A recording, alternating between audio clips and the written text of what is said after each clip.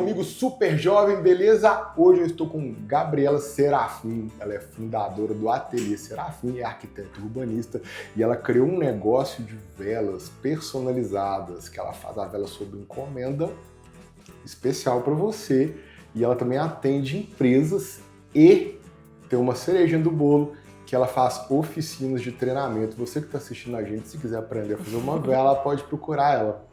Prazer. Gabriela, seja muito bem-vinda, que bom que você está aqui. Eu tenho um presente para você, que eu vou pedir licença aqui, eu vou abrir ele. São dois. Esse aqui, ó, é uma camisa da Consolate, que é uma camisa Tech. Que delícia! Se você quiser dormir com ela, você pode. Se você quiser sair com ela embaixo do terninho, você pode. Se você quiser treinar com ela, você pode. Ela não dá trabalho, você joga ela na máquina, manda lavar e secar, tira, ela tá zero. Ela não amassa, não amarrota. E ela não capta odor. Esse tecido é incrível, modal. Pois é. Adoro, obrigada. Consolate, você que segue a gente, Consolate é patrocinador do canal Super Jovem, tem um cupom SUPERJOVEM20 se você quiser comprar, tá bom? Maravilha!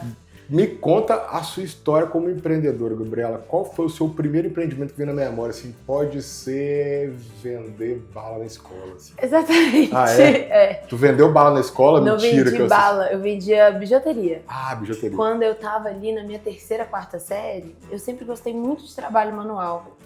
E eu tive uma... Foi uma oportunidade muito legal de participar de um curso que chamava Maria Arte Ofício. Era um curso para jovens, crianças de 9 a 12 anos, se eu não me engano, e que lá, de 3 em 3 semanas, você aprendia uma modalidade nova de ofício, né? Então tinha desde bordado, costura, bijuteria, culinária, tudo, e até hoje existe, inclusive amo as meninas de lá até hoje. E eu comecei mesmo vendendo bijuteria. Eu chegava com a minha mãe, a gente batia a perna pelo centro da cidade, comprava um tanto de continha, chegava em casa, fazia o acabamento de centavos, né? Que legal, e aí eu vendia na escola e normalmente eu trocava por ficha de lanche. E assim, aí... Terceira série, 9 anos? É tipo isso. Tua mãe te apoiava? Minha mãe, lá em casa a gente sempre teve essa veia um pouco meio que do it yourself, sabe? Minha avó também, ela era muito aplicada nas artes, minha avó paterna. E minha mãe também, ela gostava bastante. Minha tia também, ela faz muita coisa bacana. Mas assim, todo mundo muito no seu cantinho, sabe? Não era uma coisa passada de uma para outra. Cada uma fazia a sua arte, mas isso acaba que inspira também. Mas é uma arte que ela é uma arte empreendida, né? Não é só uma arte, tipo, vou fazer pra mim. É uma arte que eu vou fazer e alguém vai comprar ela. Exatamente. E assim, mas quando você tem 9 anos, você não pensa nisso, né? Você só quer uma ficha de lanche pra você comprar o chocolate. Mas assim, essa é minha primeira memória, vaga mesmo, quando eu era muito jovenzinha, mas depois eu parei de fazer coisas pra vender e tudo mais.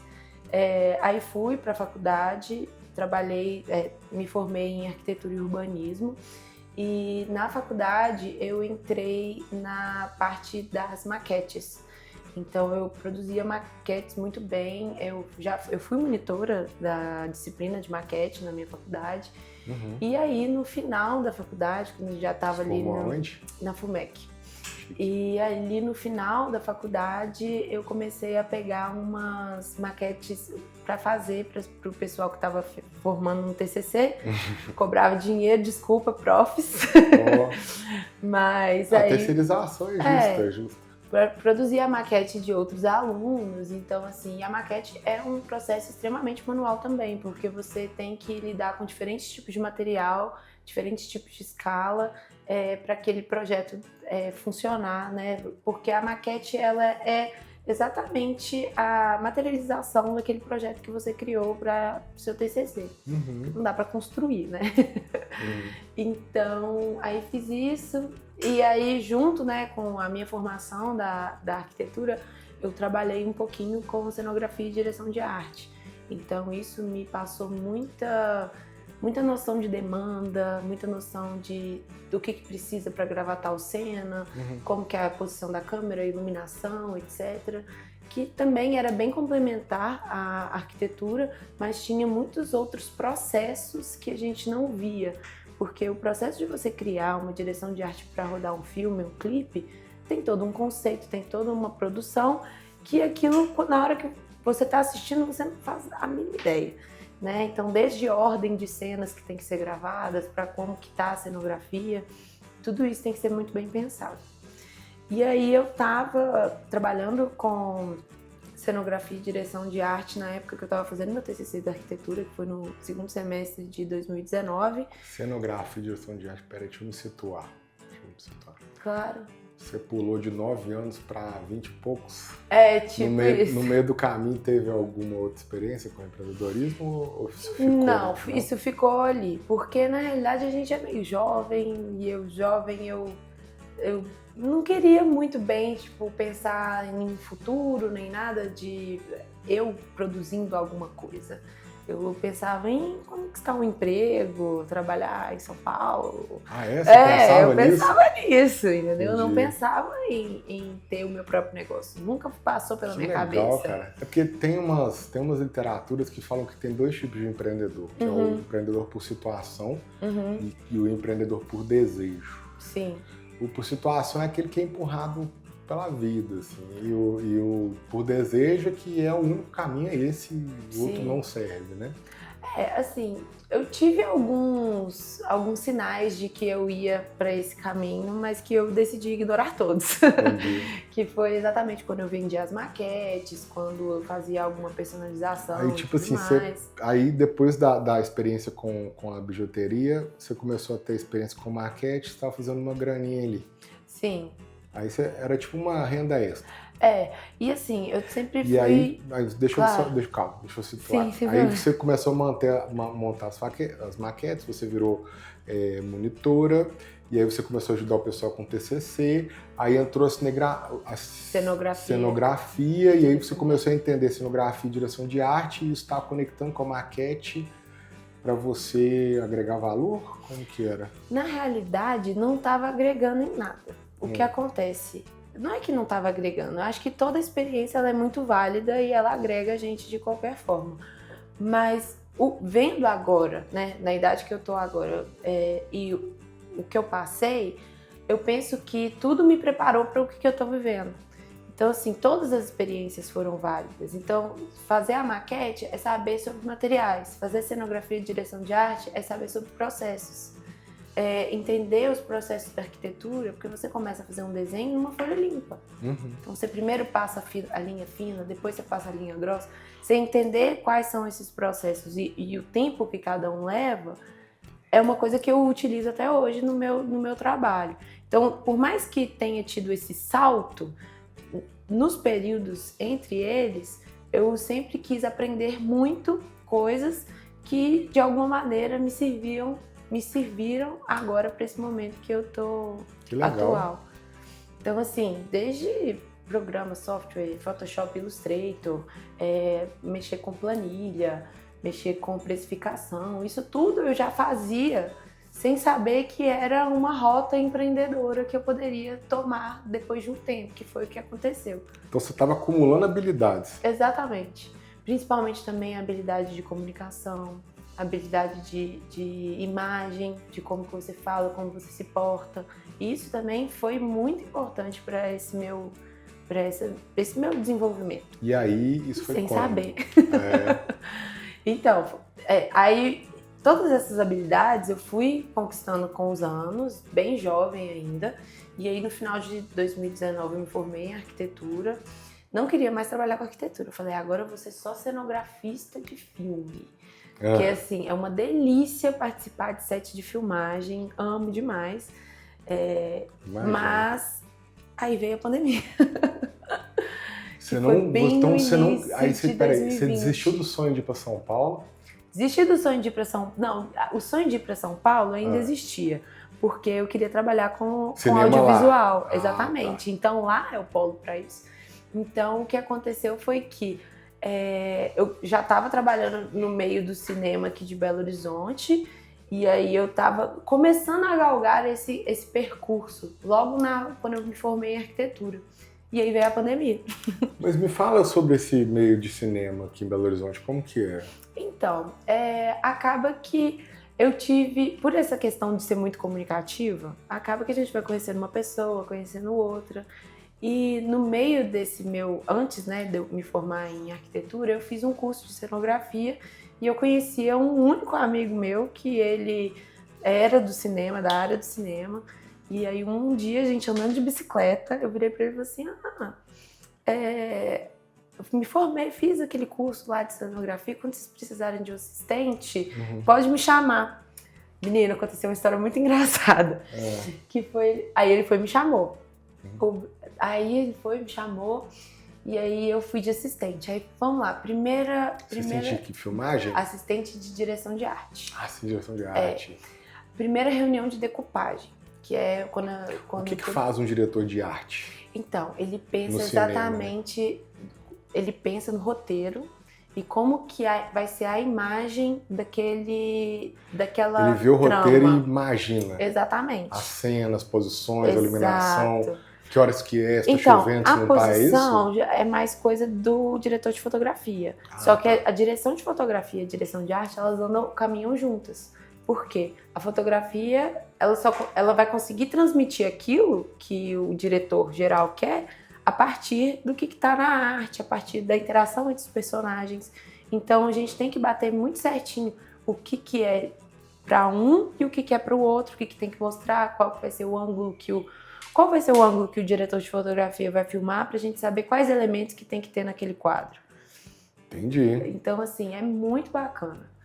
E tem aí que pensar pra caramba, né? Trabalho criativo. Trabalho criativo é exaustivo e muitas vezes frustrante também, né? Porque às vezes... e nesse meu primeiro contato, o que aconteceu foi que eu era para ser assistente. E aí o diretor de direção de arte, o diretor da arte sumiu. Meu primeiro trabalho. Aí você ficou sozinha. Aí falou, Gabi, o diretor vai ter que ser você. Vai ter que você topa esse desafio. Eu falei, vambora. Não tem como. Já tava super envolta naquilo. Aí falei, vamos. Aí eu fui. E aí acabou que eu ganhei até um prêmio. Você acredita?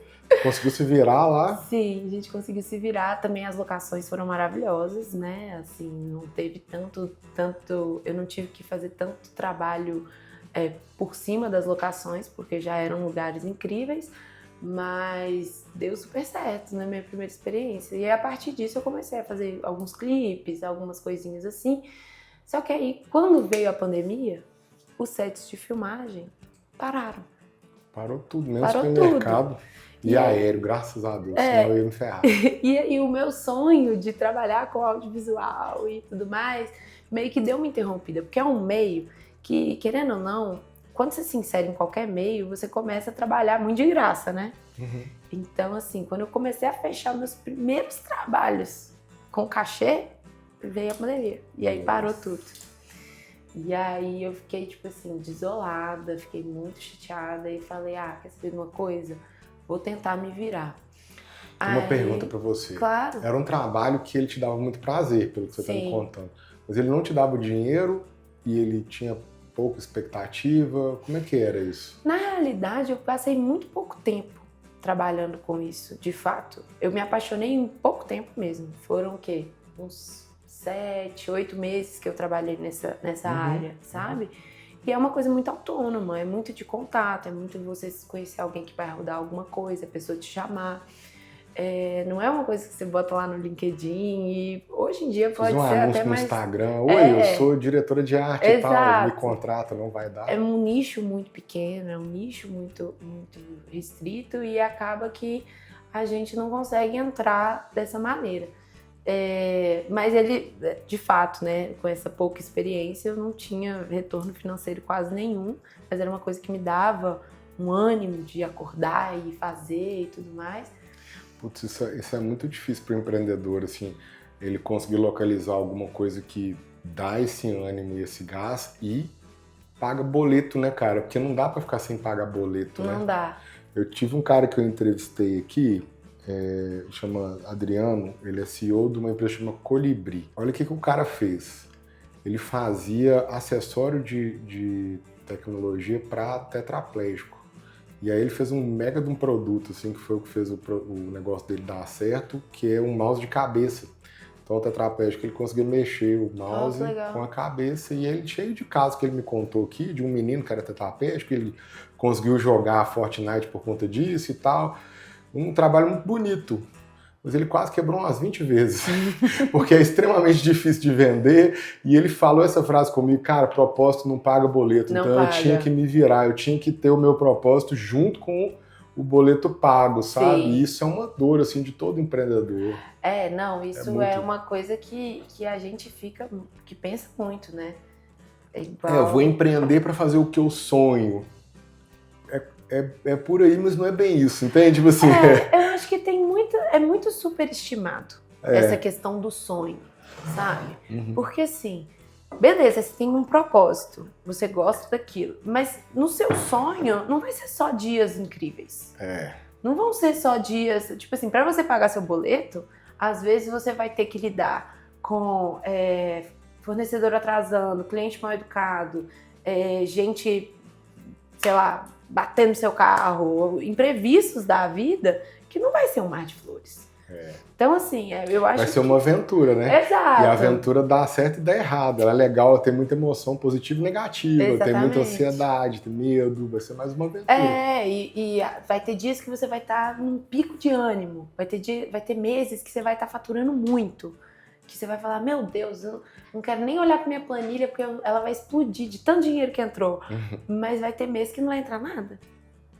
E no mês que não entrar nada, como que você se mantém focado? Como que você se mantém naquele propósito? Você não se mantém. Como você trata bem todos os clientes? Como você entrega a mesma qualidade de trabalho? Você não mantém. E é cíclico. O que eu falo, tipo assim, das minhas amigas, principalmente, que querem se tornar empreendedoras, eu falo, aprenda que você não controla tudo.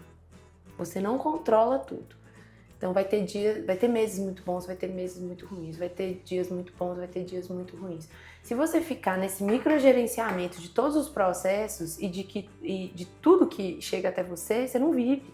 Você fica ansiosa, tem que tomar remédio para dormir, e aí você começa também a não entregar o melhor, né? Tanto de questão do produto, da experiência, etc.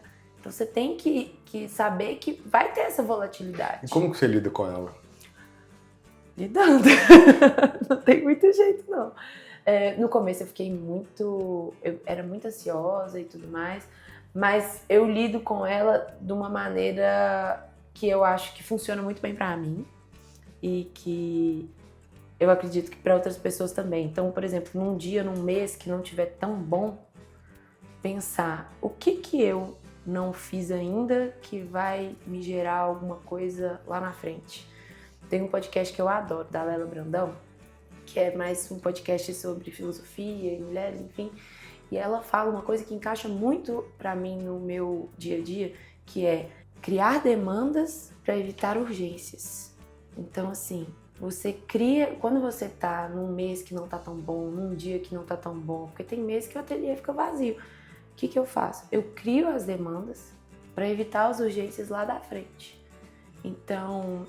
E sempre quando dá um choque de realidade, tipo assim, tinha que ter vendido isso, não vendi aquilo e tudo mais, você pensar nas outras armas que você tem, que você pode usar também.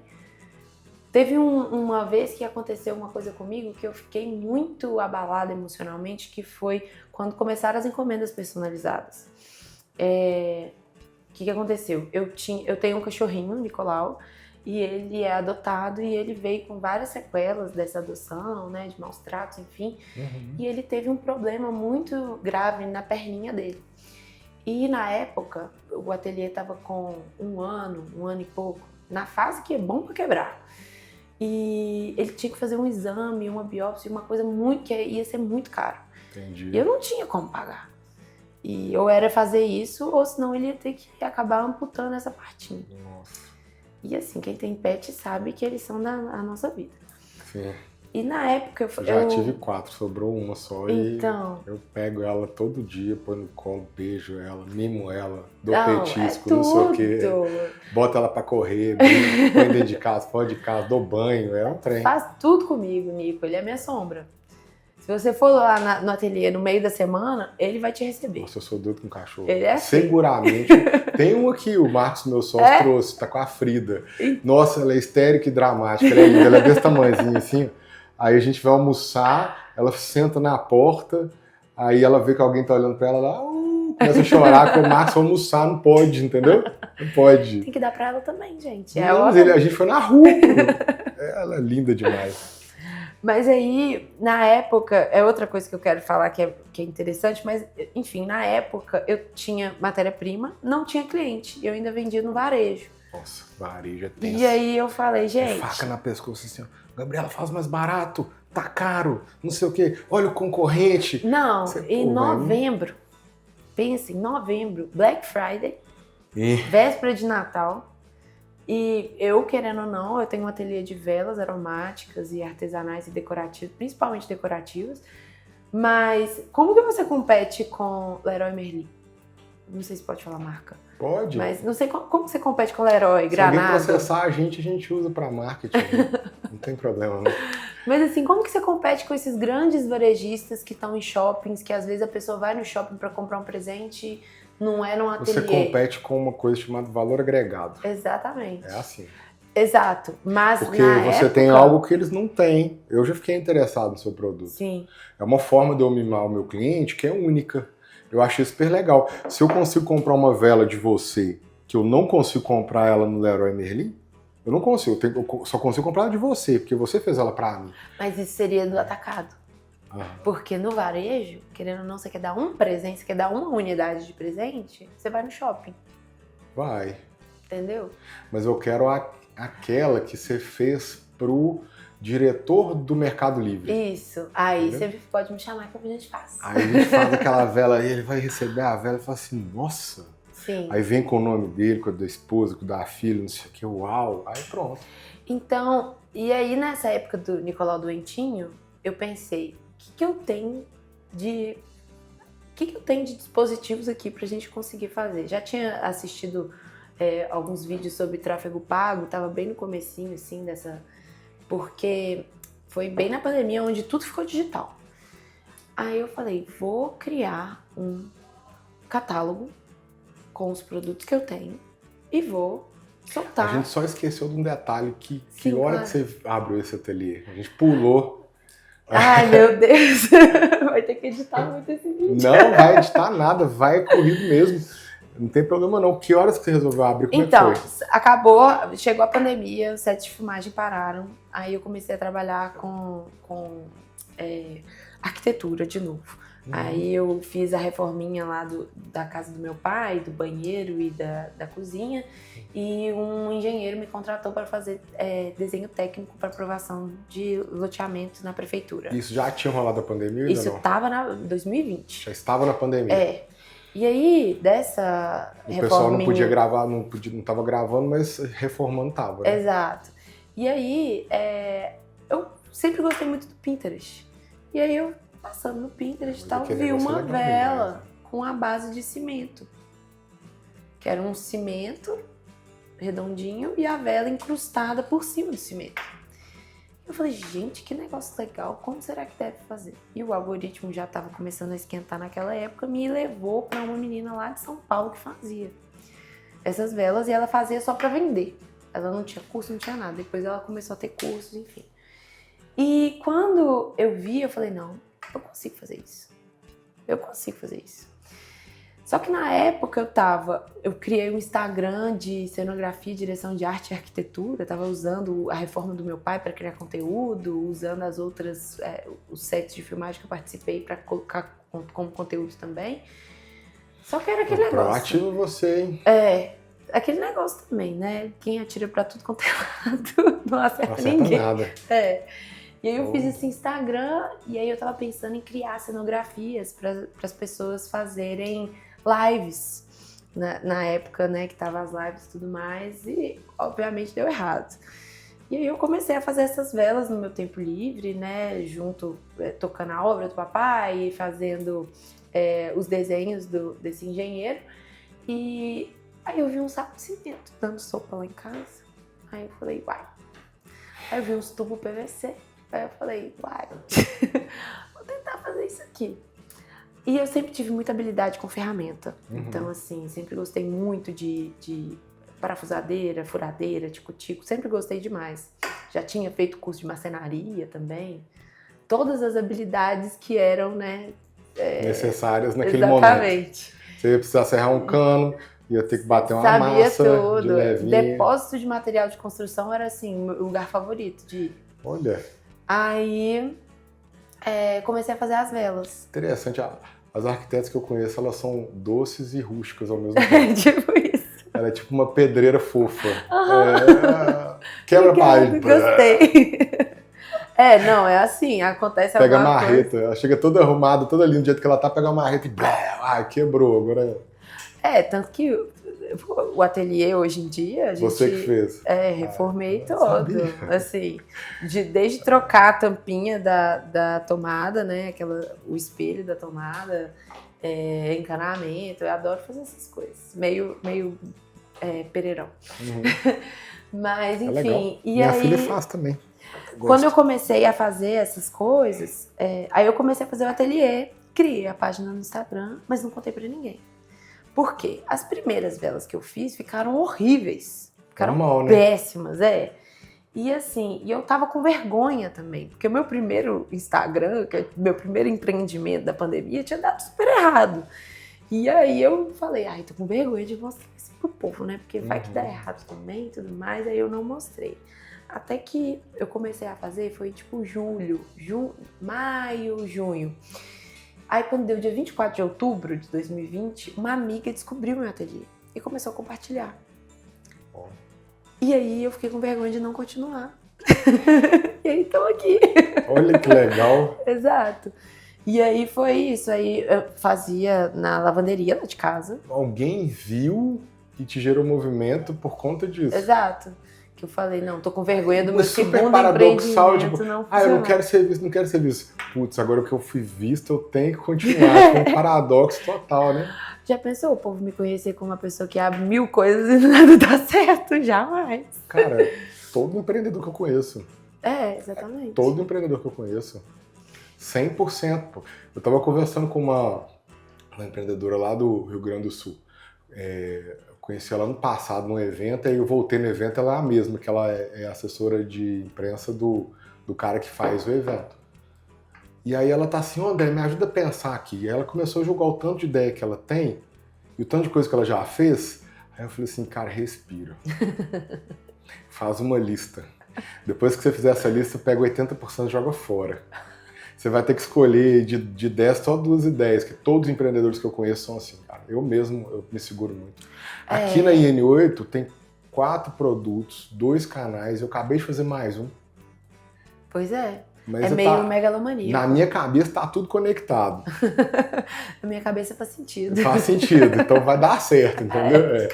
Mas hoje em dia eu falo não pra muita coisa. Quando eu era mais novo eu não falava não, eu tentava fazer. Mas isso aconteceu muito comigo também no começo ali, porque, pensa só, no meio da pandemia, eu cheguei, assim, eu sabia precificar mais ou menos, mas assim, muito errado. Difícil demais pra aprender isso. Muito errado. Só na prática. Só que o que foi legal foi que, tipo assim, eu tinha R$600. Aí eu comprei tudo em cimento e cera e essência. Comprei essência errado, pavio errado, cera errada, tudo errado. Gastei todo o meu dinheiro, joguei no lixo, não funcionou. E aí quando a minha amiga foi lá e postou, as pessoas começaram a vir até mim para comprar coisas de Natal. Porque foi bem no dia 24 de outubro. Cara, uma amiga sua gerou demanda? Não, uma amiga gerou com que eu continuasse o ateliê, continuasse postando. Aí eu comecei o movimento. Entendi. Comecei tipo assim, gente compartilha, gente curte. Falando com meu pai, manda aí pro pessoal da sua empresa, pra minha mãe, manda aí pro pessoal do projeto social, etc e tal. E outros amigos também foram comprando e foram dando de presente. E aí quando chegou dezembro, eu fiz muita vela e eu vendi muitas velas para... Eu acho que foi em dezembro de 2020 que teve uma pequena flexibilização da questão da pandemia e aí eu pude participar de uma feira. Aí era uma feira toda naqueles parâmetros da pandemia, todo mundo de máscara, cada bancada tinha que ter um álcool em gel, que não sei o quê. Mas aí que as pessoas começaram a ver meu produto e eu comecei a ter um dinheirinho no caixa. E aí eu comecei a entender. E aí chegou janeiro, tinha aquele tanto de produto que eu não tinha vendido ainda, porque a gente é meio megalomaníaco, desesperado, comecei a produzir milhões de coisas. Você tem que meter o louco, cara. No final das contas, todo empreendedor é doido. Se você for parar pra pensar, você não faz, entendeu? Exatamente. Eu vou fazer, puf, dá tudo errado, então aprende. Eu acho que tem que...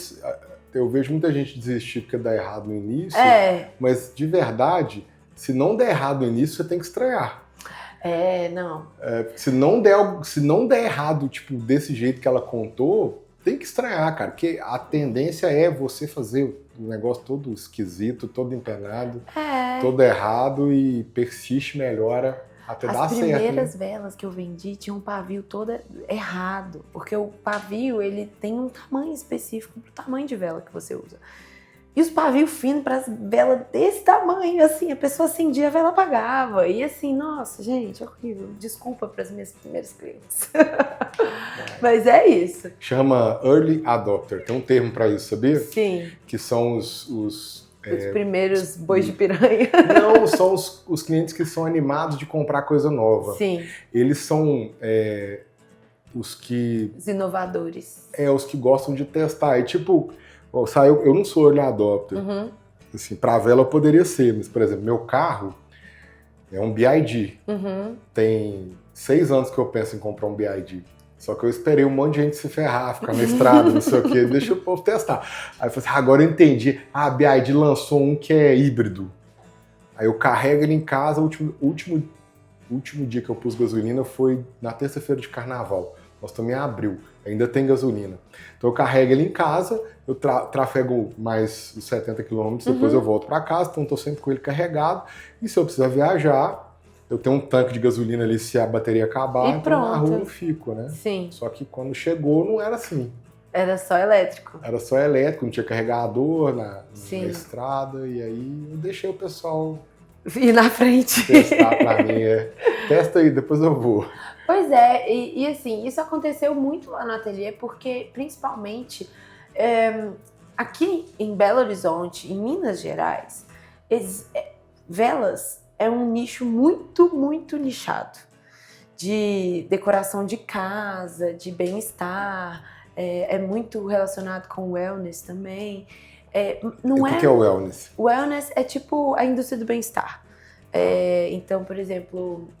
Tem aquela Alo Yoga, que é as roupas de yoga superfaturadas, que é da indústria do wellness. Aí tem gominha de creatina. Tudo que é voltado a essa parte do bem-estar. E acabou que eu encontrei um nicho que fazia sentido para mim, porque estava no meio da pandemia. Todo mundo estava trabalhando de home office. Todo mundo queria deixar o ambiente mais acolhedor e mais no bem-estar, porque estava naquele período que só tinha notícia horrorosa. Então foi muito bom para mim, porque eu criei essas velas e as pessoas elas compravam para decorar os ambientes, aromatizar os ambientes e trazer um pouco mais de conforto naquele momento. Então, assim, eu vendi muito na pandemia e também porque eu mesma que entregava. Então, por exemplo, você vira e fala para mim, Gabi, eu tenho uma amiga que eu quero presentear. Você me dá o endereço dela, eu mesma ia lá e entregava para a pessoa. Então, assim, eu consegui gerar um caixa legal. Só que no primeiro momento, todo o dinheiro que eu ganhava, eu não gastava. Eu nem prolabore eu tirava, porque eu não sabia quanto de prolabore que eu poderia tirar. Eu não tinha esses instrumentos, porque minha formação é em arquitetura e cinema. Mas eu sou administrador, se fosse em administração, você também não ia saber. Exatamente. Vai criar referência para isso, né? E assim, você sabe quanto que seu concorrente vende, mas você não sabe quanto que ele tira. Então, por muito tempo, eu não tirava aquele dinheiro, mantive aquele dinheiro lá, enquanto que eu recebia, porque eu falei assim, em algum momento, alguma coisa vai aparecer e eu vou ter que fazer. Muito bem. E aí foi na primeira... Em algum momento vai dar errado. Em algum momento, É um bom pensamento. Exatamente. Só que aí chegou um momento que apareceu uma moça que estava vendendo um curso online de marketing E na época, tipo assim, o curso era um preço ok. Eu falei, vou comprar porque eu preciso de entender melhor sobre o que é marketing. Porque para mim, marketing era só como vender o negócio. Não era você pensar no seu posicionamento, no seu branding. Não era você pensar na sua jornada de cliente. Putz, mas é muito difícil entender isso, né? Eu custei, muito difícil. Porque ainda mais precisando de vender. Não, você tem que ter calma. Vamos entender que o brand é uma construção. Você não vai... Deixa eu te explicar, eu preciso vender tô construindo. Tem a conta aqui, ó. Exato. Você consegue me ajudar? Vamos pensar mais curto aqui. Ok, brand, legal e tal. Hoje eu consigo entender que brand tem um valor enorme. Tem um valor muito grande, assim, que é o que justamente agrega valor ao seu produto, é o que já chega com uma venda feita. Mas, pô, no início é difícil demais, cara. E no início você não tem ideia dessas coisas, você só sabe que existe. Mas você não tem ideia do que é. Mas depois que você começa a entender e se interessar e estar presente naquilo, você começa a perceber que o quê? Você vende mais. E vende mais fácil. Exatamente. Você vende bem mais e vende mais fácil. Quando você fácil. tem noção de todas essas coisinhas que envolvem o marketing do seu produto, você consegue ter um faturamento melhor. E aí entra na questão dos processos. Então, beleza, eu tenho o processo da fabricação, mas também tenho o processo de como que eu vou mostrar isso. Porque às vezes, como que a gente mostra, não é a realidade louca que a gente está vivendo, é o que a gente escolhe mostrar. E a gente tem que escolher mostrar o que é válido para o cliente, o que traz a proposta de valor, o que traz o interesse genuíno daquela pessoa. Então... Isso é bem maduro o que você falou, tá?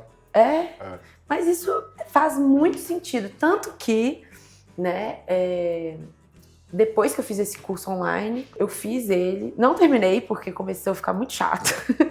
E aí eu comecei a perceber... Eu vejo isso como uma vantagem dos treinamentos online. Na hora que você vê, você não tem que passar em nada, você pega só o que é valor para ti. Exato. E acabou, né? E assim, e aí eu comecei a perceber que eu estava precisando de uma ajuda mais específica pro meu caso de crescimento. Porque uma coisa interessante, eu nunca acendi uma vela aromática antes de eu produzir a primeira. Nunca tinha. Foi uma porta que se abriu e aí eu fui. E... Você acende? Todo dia. Todo dia? Cara, importante. Todo dia eu acendo, principalmente no ateliê. Importante que é provar separado seu da produto, minha casa. Né? Pois é. Então, assim, testo a essência, tudo certinho, é eu que produzo lá, eu faço isso no ateliê. E tem dia que eu vou te falar que eu não acendo tanto, que quando a gente às vezes está produzindo muita coisa, fica uma mistura de aromas, né? E confunde, e os aromas, querendo ou não, eles estão aí para te mostrar sensações, né? Quando eu falo com você sobre o cheiro de protetor solar, você lembra do quê? Praia, na hora. Na hora. O olfato, ele é um dos sentidos que é mais aguçado no nosso corpo. A gente, às vezes, lembra de uma melodia, mas não sabe qual é a música. Já viu o rosto de uma pessoa, mas não lembra o nome. Sim. O olfato, não. O olfato você lembra. Então, aí ficar nessa mistura também não é muito benéfico. Então, todo dia eu gosto de acender uma velinha quando eu tô trabalhando e tudo mais. É maravilhoso. Viajei longe aqui agora.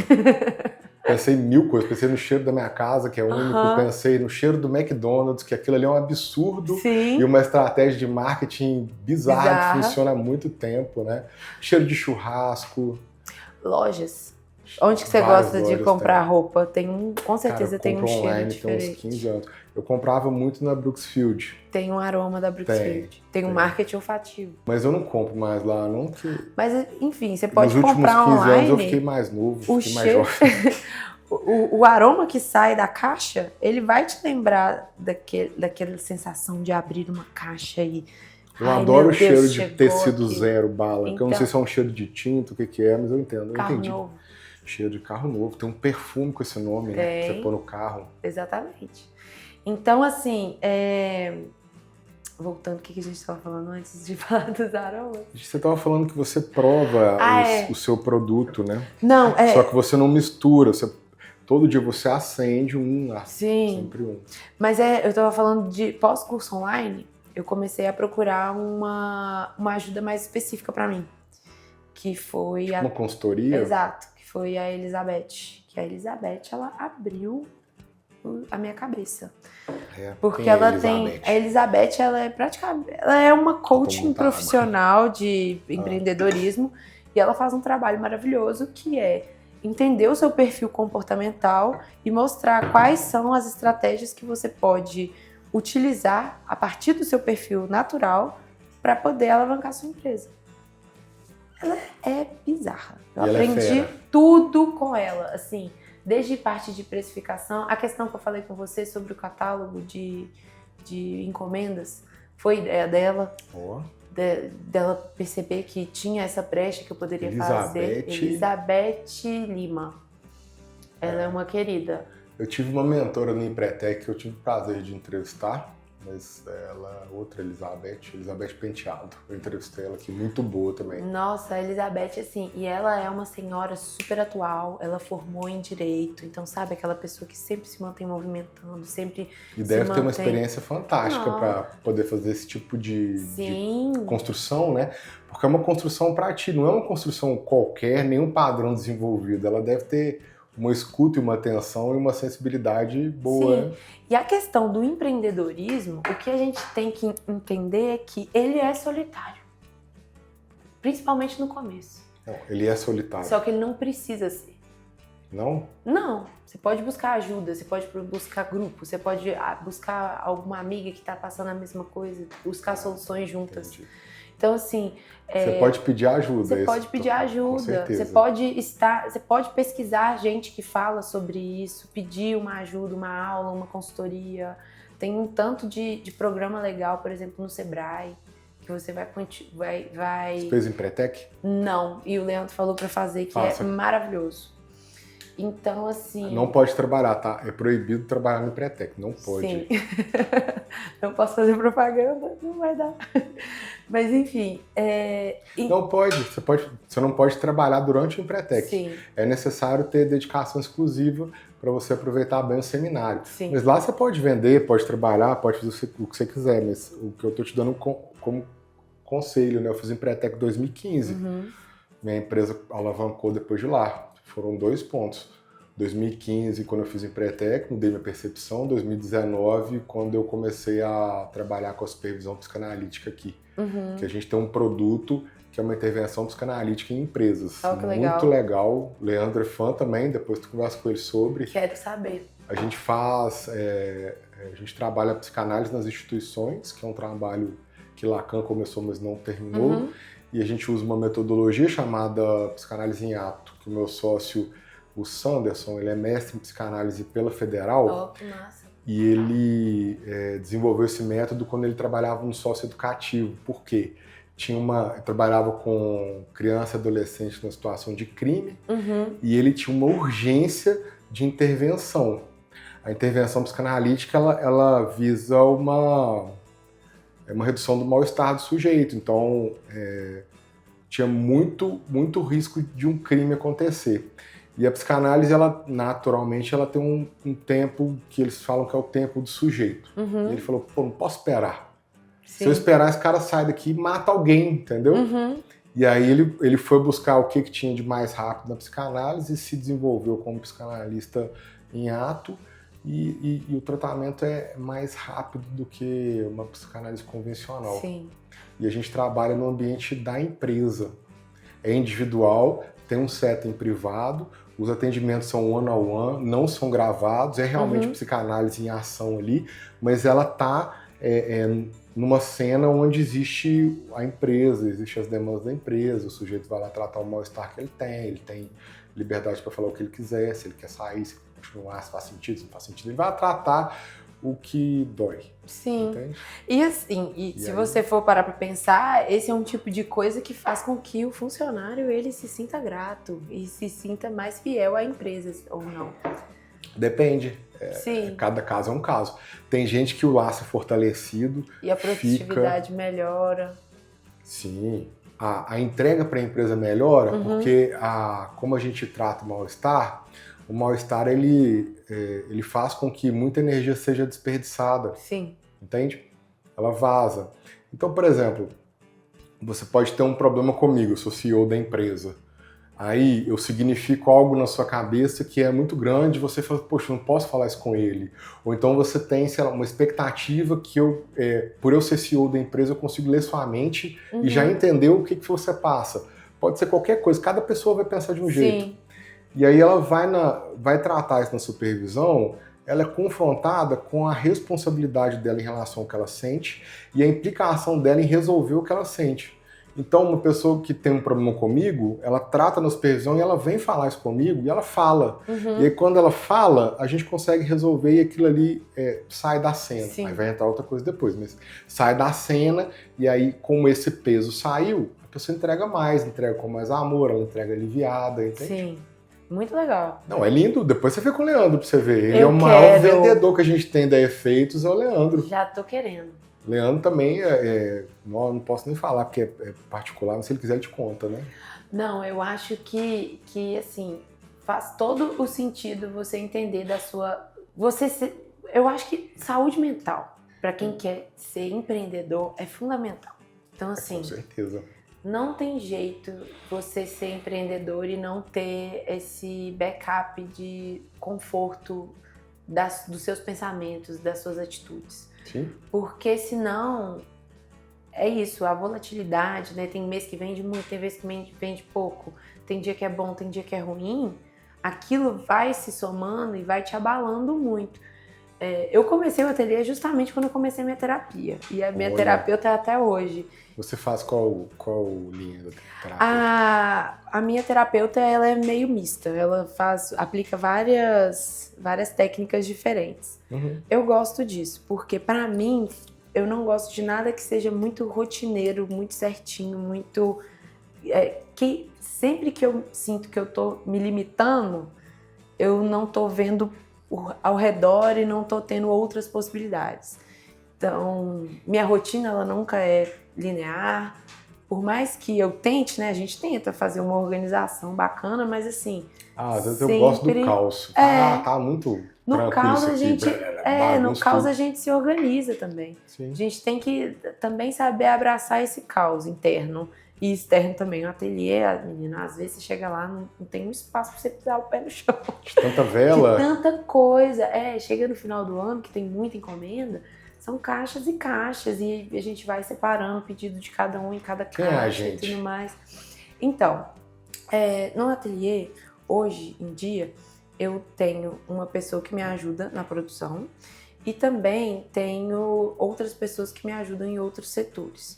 Porque uma coisa que é legal de empreender é que você começa a perceber as coisas que você não gosta de fazer.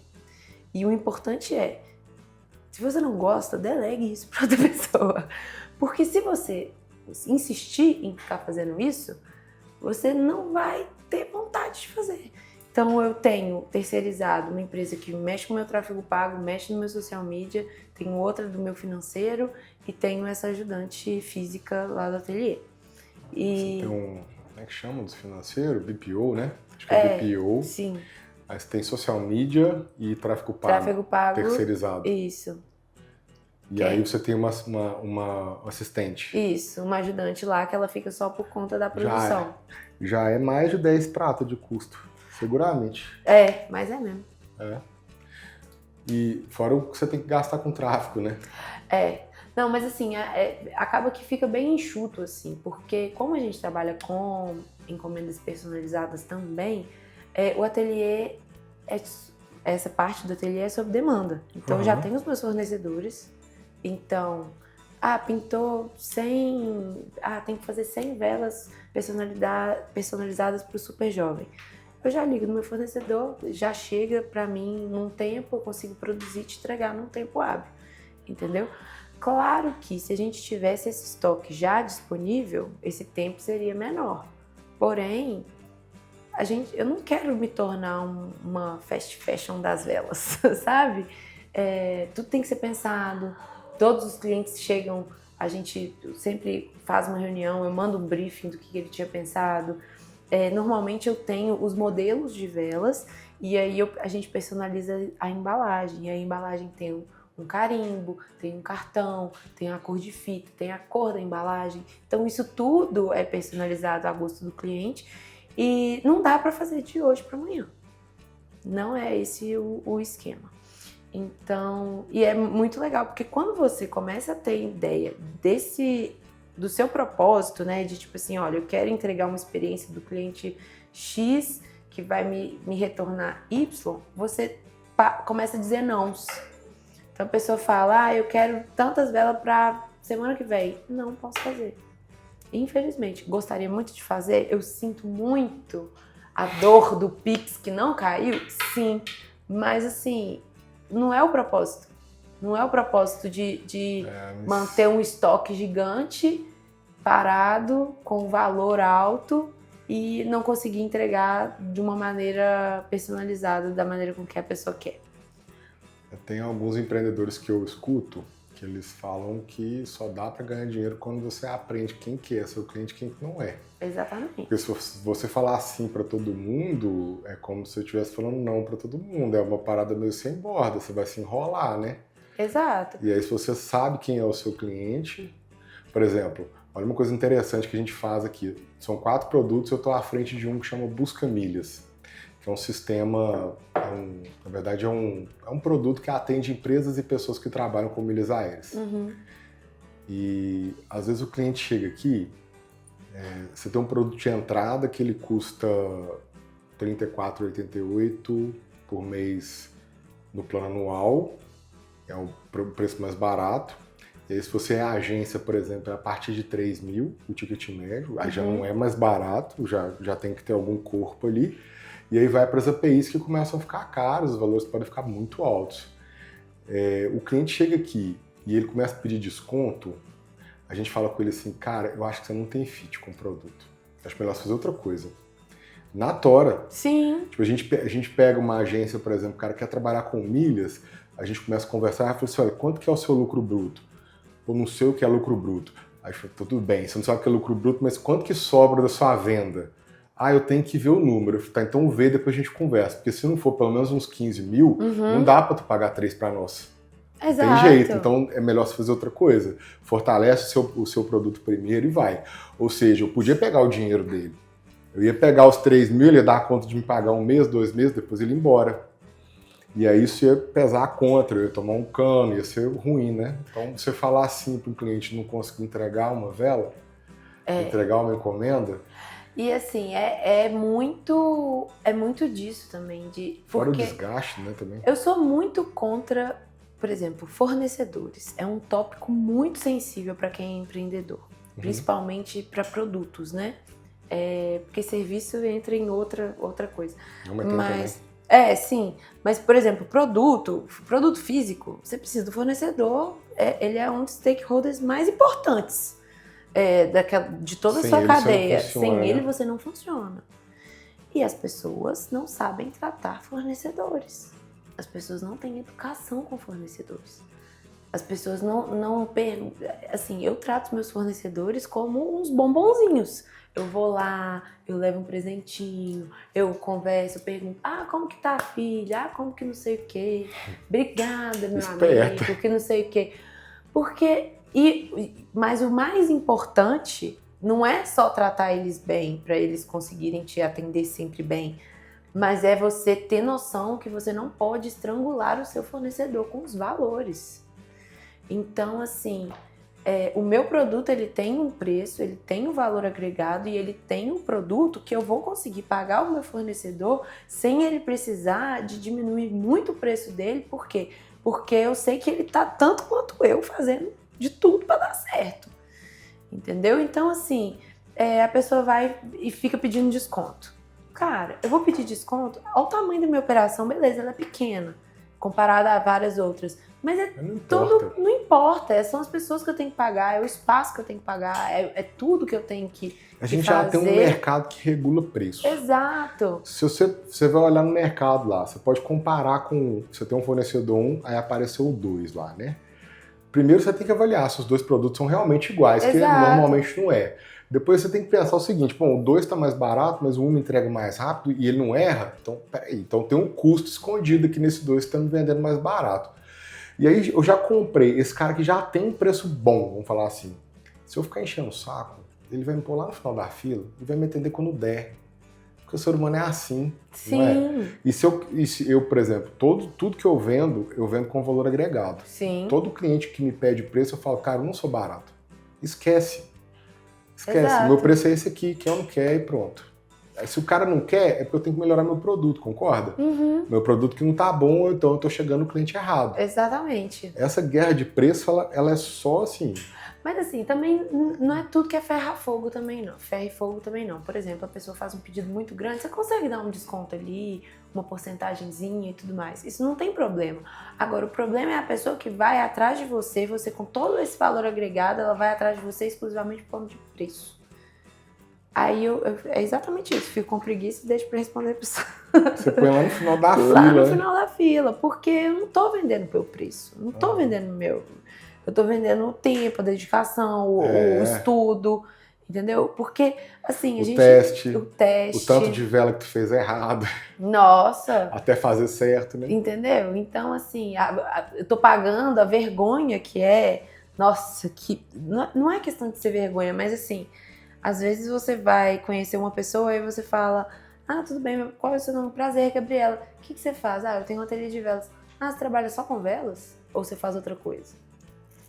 Eu falo, tipo assim, cara, se você soubesse o tanto de coisa que eu tenho que fazer. Aí você fica se sentindo meio, tipo, nossa, é igual, sei lá, você é professor. Ah, você é professor, mas qual que é o seu trabalho? É porque você pode melhorar o copy. É, total. Você pode melhorar o copy, você pode falar assim, eu trabalho com velas personalizadas há 6 anos, mas eu escolho qual cliente que eu vou atender. Mas você entende que, tipo assim, já é uma coisa que é meio que subvalorizada e que você tem que ter meio que um orgulho de ficar, tipo assim, não, eu trabalho concordo com isso. Eu entendo o que você está falando, mas não concordo. Eu acho que é uma questão sua isso aí. Deve ser, com certeza. Se a gente tivesse uma supervisão psicanalítica, eu ia começar a fazer várias provocações aqui que eu não concordo. Eu acho que o seu produto tem valor agregado pra caramba, que ele é único e que ele é um produto muito especial. Sim. Quem gosta disso ama. Sim, não, isso sem dúvidas. Minha filha é doida. Se eu quero agradar minha filha, eu chego com uma vela ou com incenso, qualquer coisa de cheiro, assim. Dá uma oficina pra ela. Ela vai adorar aprender a fazer. Ela não tá merecendo nada. Quantos ela tem? 22. Quando ela merecer, aí eu dou. Não sei se ela vai ver isso. Mas é porque ela tá numa fase de se preparar pro federal e ela embolou um pouquinho, tadinha. Mas ela tá se movimentando. Então, mas é tempo também. Com 22 anos não tinha muita coisa na cabeça. Sou pai. Tá pouco, tem que subir a barra. É só eu e ela. Ah, não, mas vai dar certo. É tempo mesmo. Com 22 anos não tinha nada na cabeça também. Eu já tinha o meu primeiro CNPJ aberto, já tinha comprado meu segundo carro. Mas a sua época era diferente. Pode ser. Eu acho que... Não, mas acho que isso é uma coisa minha mesmo, assim. Uhum. Eu sempre fui meio precocezinho. Eu acho que eu fui bem tardia, assim. Eu acho que eu deixei passar muitas oportunidades, então hoje em dia é uma mentalidade que eu tenho de, tipo, qualquer oportunidade que passa, eu agarro. Muito. Assim. Mas eu achei que você mandou bem. Do quê? Na sua construção, achei ela legal. Sim. E assim, é uma construção também que vai indo muito da gente praticando e vivenciando, sabe? Desde que o Nico estava doente, que eu fiz a grana, levantei o dinheiro para fazer a cirurgia dele, né? E aí comecei a perceber que realmente às vezes valia a pena vender com um preço menor no atacado para mais gente. Tipo assim, vale muito mais a pena vender 100 velas com um desconto do que vender 100 velas, uma para cada pessoa. Comecei a perceber... Você tem um custo de venda, né? Exato, você tem um custo de venda, você tem um custo da operação. Então, o custo, para você fazer 100 velas e fazer 50, a operação é basicamente quase a mesma. Entendi. Só duplica o volume, mas assim, você tem que esquentar a cera, você tem que colar o pavio, você tem que fazer o acabamento, você tem que colar o adesivo, você tem que embalar. Isso, na hora que já tá tudo preparado para você fazer de 50, você faz 100. Você monta o processo, você só aumenta um pouco, né? Exatamente. E na hora que... A intensidade. O que demora é a preparação. Na hora que você já tá fazendo, já vai deslanchando.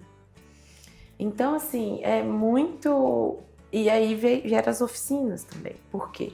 Eu sempre fui muito comunicativa, eu sempre gostei muito de conversar. E logo quando eu saí de casa, né, do ateliê da área de serviço em 2021, porque minha mãe precisava guardar umas coisas e aí acabou que ela alugou uma salinha comercial, guardar umas coisas de mudança e tal, e aí acabou que sobrou um espacinho nessa salinha. Aí eu falei, vou ficar aqui. Vou fazer minhas velas aqui, que eu não vou fazer dentro de casa, porque faz uma bagunça, né? Aí comecei a fazer lá. Só que assim, não tinha como receber cliente. Não tinha como receber ninguém pra ensinar, não tinha como fazer nada. Era só eu e Deus naquela micro salinha bagunçada. Até que aí eu fiquei 3 anos trabalhando nessas condições. E aí, quando eu fui aí teve a oportunidade de alugar uma outra sala. E aí eu aluguei essa outra sala, reformei a sala inteira e aí criei o meu showroom do ateliê mesmo lá. Só que essa outra sala, ela era muito pequenininha. E aí eu já aluguei pensando em dar aulas, então assim, já fiz móveis pensando em sala de aula, etc. E aí não estava começando, porque a sala estava pequena e aí eu estava sentindo meio, eu acho que não vai dar certo. Só que acabou que deu certo. Fiz a primeira turma, a turma foi cheia para 6 alunas, e aí depois foi indo mais algumas outras datas e as alunas foram se interessando até o momento que teve uma empresa que virou para mim e pediu para fazer um encontro de convivência com o pessoal de um setor X. E eram 10 pessoas. E minha sala cabiam 6, assim, muito apertado. Aí eu fui e falei, minha sala é apertada e tal, mas se vocês não se importarem, vem que eu vou receber vocês super bem.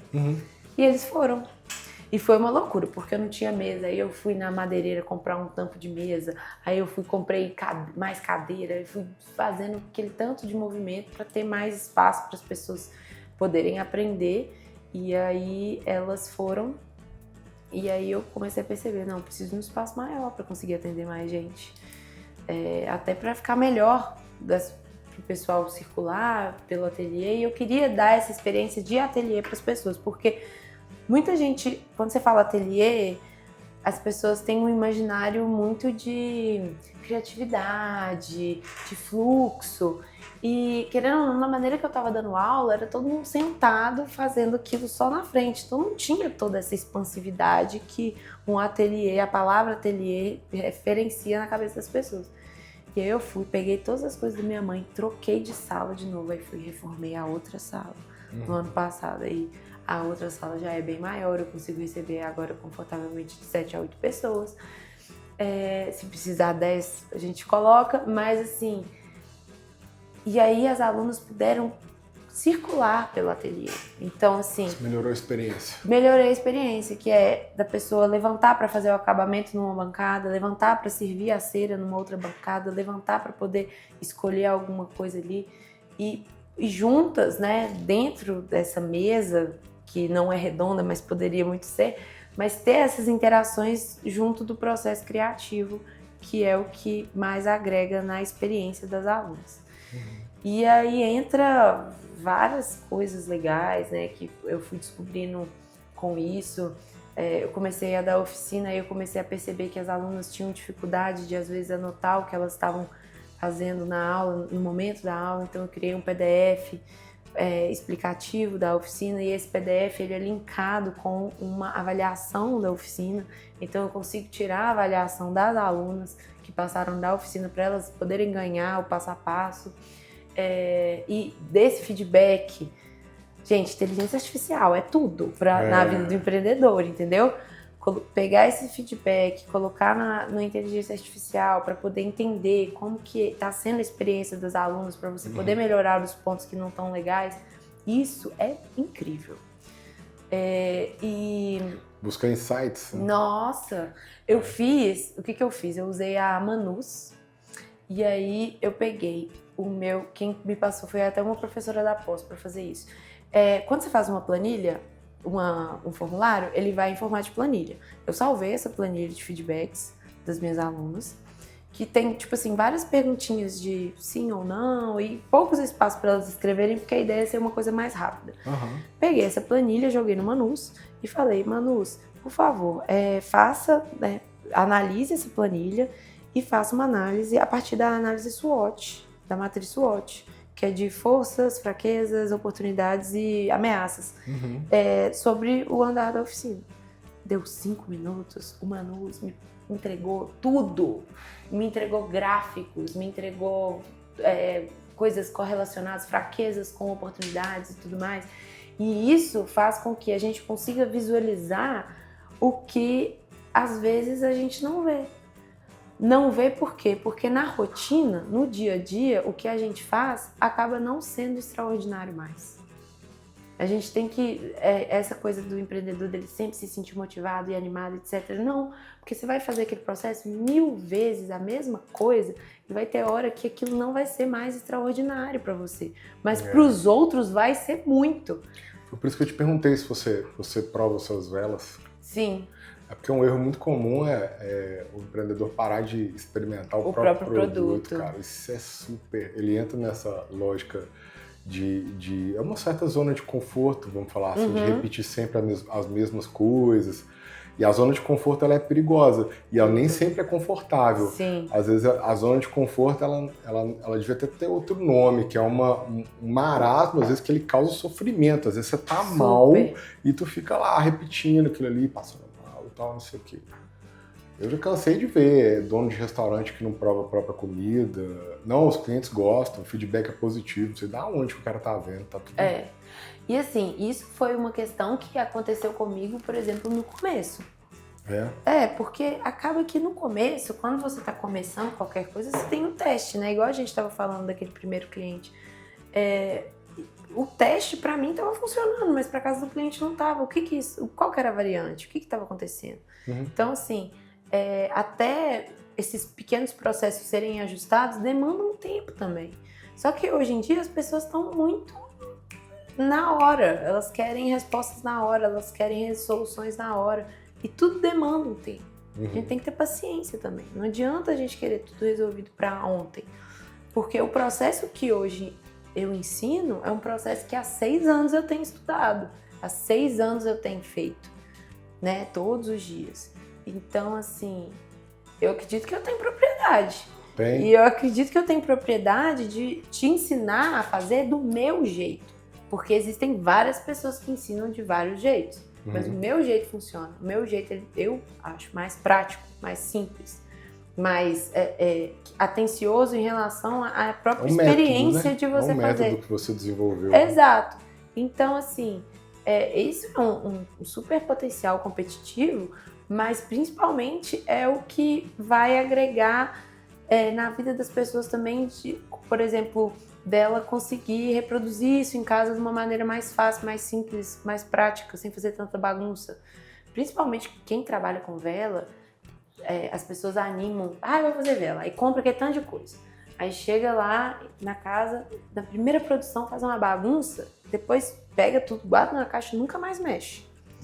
Porque é um processo baguncento, é horrível. Mas quando você cria o método, não cria tanta bagunça, não é uma coisa que te desestimula mais de fazer. Então é bem legal. Eu gosto. Que legal. Gabriela, nós vamos chegar no final do nosso podcast. Já. Eu tenho mais um presente para ti. Eu queria que você estar falando muito mais. Eu sei. Bater papo é bom demais, né? Esse é... Deixa eu ver. Esse é o seu último presente. Muito obrigada. Eu gostaria que você desse uma mensagem final para os empreendedores, principalmente as empreendedoras. Deixa eu ver meu presente. A caneca! Adoro. Essa aqui vai lá para o ateliê. Abre. Abre.